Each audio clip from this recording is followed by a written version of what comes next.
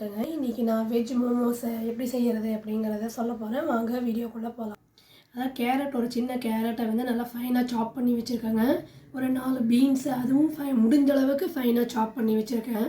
அப்புறம் medium size வெங்காயம், அதையும் கட் பண்ணி வச்சுருக்கேன். கேபேஜ் வந்து ஒரு 2-3 இலையை சாப் பண்ணி வச்சுருக்கேன். கொத்தமல்லி கார்னிஷிங்க்குங்க. அப்புறம் கொஞ்சம் காரம் வந்து காரப்பொடி தேவையான அளவு, உப்பு தேவையான அளவு, அப்புறம் மைதா 1 கப் எடுத்துருக்கேங்க. அதாவது நான் எடுத்த வெஜிடபிள்ஸ்க்கு இவ்வளோ எடுத்துருக்கேன். நம்மளுக்கு வெஜிடபிள்ஸ் எவ்வளோ எடுத்துக்கிறோமோ அதுக்கு ஏற்ற மாதிரி மாவும் எடுத்துக்கலாம். எவ்வளோ தேவையோ மோமோஸ் அந்த அளவுக்கு எடுத்துக்கலாம்.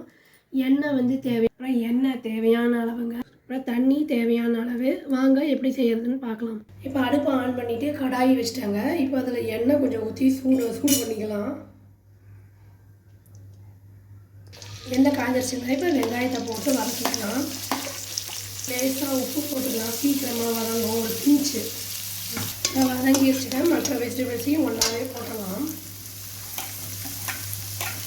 இப்போ உப்பு காரம் வச்சுருக்கோம் இல்லைங்களா, அதையும் போட்டலாம்.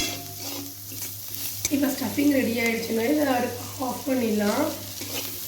இப்போ 1 கப் மைதா எடுத்துருக்கேன் இல்லைங்களா, கொஞ்சோண்டு உப்பு போட்டுக்கிறேன். அதை வந்து தண்ணி போட்டு பிசைஞ்சிக்கலாம். மாவு பிசைஞ்சாச்சுங்க. அதாவது ரொம்ப தண்ணியாகவும் இருக்கக்கூடாது, ரொம்ப கெட்டியாகவும் இருக்கக்கூடாது. இப்படி அமுத்தினோன்னா இந்த மாதிரி ஆகணும். ஒரு 5 நிமிஷம் வெயிட் பண்ணுவோம். இது ஒரு 5 மினிட்ஸ் நம்ம இந்த மாதிரி விடாது பிசைஞ்சிக்கிட்டே இருந்தோம்னா நல்லா சாஃப்டாக இருக்குங்க. இப்போ இதை சப்பாத்தி மாவு பதத்தில் பிசைஞ்சு வச்சாச்சுங்க. இதை வந்து தேய்ச்சிடலாம்.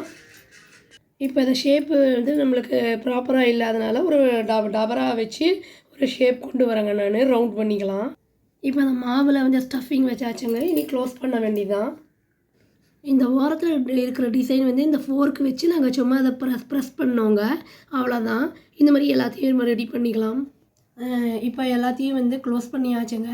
இப்போ வந்து டைரெக்டாக நம்ம மைதா மாவை ஸ்டஃப் பண்ணிவிட்டு க்ளோஸ் பண்ண முடியலன்னா மைதா மாவை கொஞ்சோண்டு தண்ணியில் கரைச்சி பேஸ்ட் மாதிரி பண்ணிவிட்டு ஒட்ட வச்சோன்னா அது வந்து ஒட்டிக்கும். இப்போ இதை வந்து இட்லி பாத்திரத்தில் வச்சு வேக வச்சிடலாம். இப்போ குக்கர் ஆன் பண்ணி அதில் ஒரு பாத்திரம் வச்சு அதுக்குள்ளே வந்து தண்ணி ஊற்றிட்டு இதை வந்து ஆவியில் வேக வைக்க போகிறோங்க.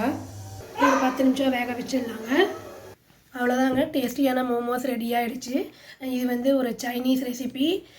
இது வந்து நம்ம வீட்லேயே ஹெல்த்தியாக பண்ணலாம். இதை ட்ரை பண்ணி பார்த்துட்டு எப்படி இருக்குன்னு சொல்லுங்க. தேங்க்யூ.